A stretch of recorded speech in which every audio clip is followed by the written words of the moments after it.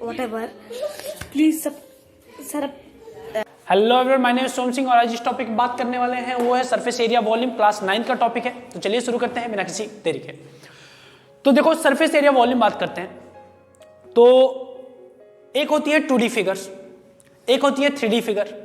अब 2D और 3D में क्या फर्क है ये समझो कि 2D फिगर को तुम्हें बताने के लिए तुम्हें उसकी थिकनेस की जरूरत नहीं होती है, हाइट की जरूरत नहीं होती है। जैसे ये चीज है, इस चीज को मैं ड्राइंग पेंटिंग नहीं कर सकता, बना नहीं सकता मैं इसमें, इसको मैं कागज पे रिप्रेजेंट नहीं कर सकता क्योंकि इसकी थिकनेस है, इसकी एक चौड़ाई है, मुझे वो भी बतानी पड़ेगी। जैसे एक सर्कल है, इसको तो तुम गोले आराम से बना दोगे, पर क्या एक स्फीयर गेंद को बना सकते हो, अच्छे से बनाओगे वो भी एक सर्कल की तरह लगेगा। तो सर्कल एक क्या है, 2D फिगर है, और जो एक गेंद है उसको स्फीयर कहते हैं, वो क्या है, 3D फिगर है। तो हम जो आज सरफेस एरिया वॉल्यूम बात करने वाले हैं, हम सारे 3D फिगर्स की बात करने वाले हैं। किसकी? 3D फिगर्स की। ये बात क्लियर है? ठीक है। अब समझते हैं कि जो ये सरफेस एरिया है और वॉल्यूम है, उन दोनों में डिफरेंस क्या है। तो सरफेस एरिया की बात करते हैं कि मान लो तुम्हें एक गिफ्ट देना है, किसी को गिफ्ट देना है, तो एक बड़ा सा बक्सा तुमने लिया है, बड़ा सा बक्सा लिया है, और उसमें छोटे छोटे वो रखने वाले हो, मान लो तुम काजू कतरी रखने वाले हो, या कोई मिठाई रखने वाले हो, या कोई छोटे छोटे डब्बे रखने वाले हो उस बड़े वाले डब्बे पे। तो अब दो क्वेश्चन आते हैं, गिफ्ट पैक करने से पहले दो चीजें आएंगी। सबसे पहले अगर वो बड़ा सा बक्सा ले रखा है, डब्बा ले रखा है, तो उसमें कितने छोटे छोटे डब्बे आएंगे? उतने ही लेके आओगे ना मार्केट से खरीद के, तो जितने डब्बे लेके आओगे वो पता होना चाहिए। दूसरा, अब पैकिंग जब होगी तो पैकिंग के ऊपर से कवर लगाना पड़ेगा, चमकीला वाला जो आता है, तो वो लगाओगे। इन दूसरी चीज हमें पता करना पड़ेगा कि वो कवर कितना आएगा।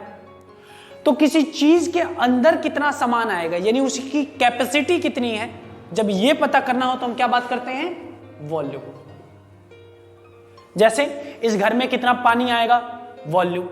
एक टंकी है, उसमें कितने पानी आएगा, वॉल्यूम। इसमें इंक कितना आ सकता है, वॉल्यूम। बात समझ आ गई?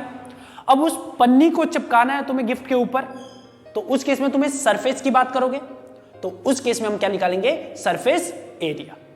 क्या निकालेंगे, सरफेस एरिया। बात क्लियर है?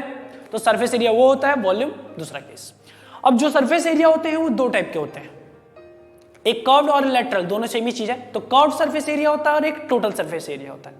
अब कर्व्ड सरफेस एरिया और टोटल सरफेस एरिया के बीच में फर्क समझो कि मान लो तुम्हारे पास बहुत पैसा है, खूब पैसा है, तो तुम क्या चाहते हो, तुम अपनी चारों दीवारों को पेंट कराना चाहते हो अलग कलर से, सीलिंग को अलग और जमीन को टाइल लगवाना चाहते हो वो अलग। तो जब तुम चारों दीवारों को तुम पेंट कराना चाहते हो, यानी तुम्हारा ये जो एक स्ट्रक्चर है, तुम्हारा जो एक 3D फिगर है, इस फिगर की जब चारों दीवारों की बात करोगे तो क्या होगा, वो lateral surface area, curved surface area.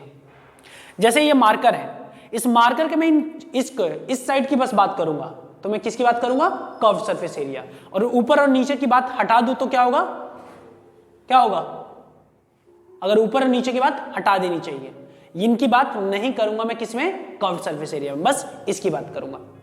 बात समझ आ गई? अब मान लो कि तुम मेरे जैसे बहुत गरीब आदमी हो, अब क्या चाहते हो तुम, कहते हो कि एक ही चीज में निपटाया जाए, तो तुमने चूना लेके आए हो और पूरा का पूरा 6 दीवारें लिपटा दी हैं, जमीन उमीन सब कुछ सेम कलर से, ठीक है, जमीन भी तुमने पेंट मार दिया है, ठीक है। अब ज्यादा लॉजिक मत जाना, बस पेंट मार दिया है, तो 6 के 6 दीवारें पेंट कर दी है सेम चीज से। तो इस केस में अगर तुम्हें निकालना हो तो क्या निकालोगे, टोटल सरफेस एरिया। मान लो ये मार्कर है, मार्कर को मैंने ऊपर भी कुछ करना है, नीचे भी करना है और इधर भी करना है, तब मैं किसकी बात करूंगा, टोटल सरफेस एरिया की।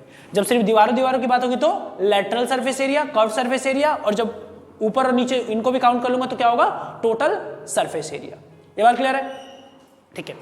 तो अभी जो मेन टॉपिक बात करने वाले हैं वो बात करने वाले हैं क्यूबॉइड और क्यूब पे। तो सबसे पहले क्यूबॉइड और दूसरा क्या है, क्यूब। जो क्यूबॉइड होता है उसका जो सरफेस होता है वो 6 रेक्टेंगल से मिलकर बना होता है। किससे बना होता है, 6 रेक्टेंगल। एक जैसे मान लो घर की दीवारें होती हैं, तो 4 दीवारें हो गए, ऊपर वाला और नीचे वाला, तो नीचे भी एक रेक्टेंगल बन रहा है, ऊपर भी रेक्टेंगल, और चारों दीवारें एक रेक्टेंगल है ही। बात समझ में आ रही है? कोई दिक्कत इसमें? तो ऐसे मिलता है तुम्हारा क्यूबॉइड, ऐसे तुम्हें बनता है क्या, क्यूबॉइड। अब क्यूबॉइड को मैंने ये वाला सरफेस मान लिया लेंथ, ये मान लिया ऊपर वाला हाइट, और ये क्या हो गया ब्रेथ। तो ध्यान से देखो, जो जमीन की बात करूंगा तो जमीन का एक साइड क्या हो गया लेंथ, दूसरा क्या हो गया ब्रेथ। तो इसका जो एरिया होगा, जो नीचे वाले जमीन का पोर्शन का एरिया होगा वो क्या होगा लेंथ इंटू ब्रेथ, क्योंकि रेक्टेंगल है भैया। लेंथ इंटू ब्रेथ तो नीचे वाले का हो गया, ऐसे ही ऊपर भी तो सेम ही होगा लेंथ इंटू ब्रेथ, छत का भी। तो जब दो चीजें होंगी तो L प्लस बी को मैं जोड़ देता हूं।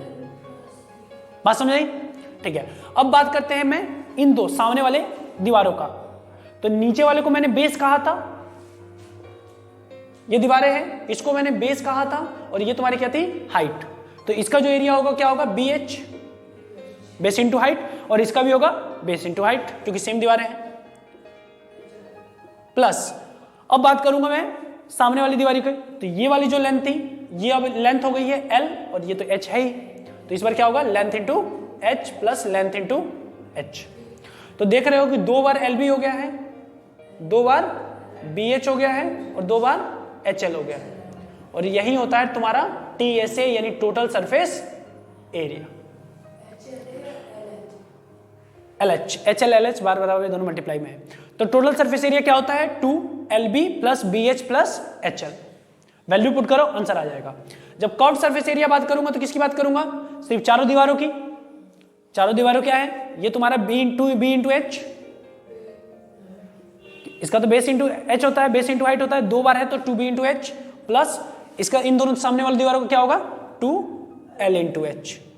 तो तुम्हारा क्या आंसर कॉमन आ जाएगा, 2H कॉमन आ जाएगा, ब्रैकेट में क्या बच जाएगा L प्लस B। बात समझ आ गई? तो ये तुम्हारा कर्व सरफेस हो गया, ये तुम्हारा टोटल सरफेस हो गया। वॉल्यूम निकालने का एक सिंपल फॉर्मूला होता है, वॉल्यूम का क्या होता है एरिया इंटू में हाइट। क्या होता है वॉल्यूम, एरिया इंटू में हाइट। तो मैं जमीन का एरिया निकालता हूं, तो जमीन का एरिया क्या था लेंथ इंटू ब्रेथ, तो जमीन का एरिया होगा लेंथ इंटू ब्रेथ, और हाइट कितना है H। तो वॉल्यूम क्या होता है क्यूबॉइड का length into breadth into height. बात समझ आ गई? अब जब क्यूब की बात करूंगा तो क्यूब की बात बहुत सिंपल सी है कि क्यूब के केस में जो लेंथ ब्रेथ हाइट वो तीनों चीजें सेम होती हैं, क्योंकि ये सभी की 6 दीवारें जो होती हैं वो क्या होती हैं स्क्वायर होती हैं, यानी सारी साइडें सेम होती हैं। तो जब सारी साइडें सेम होंगी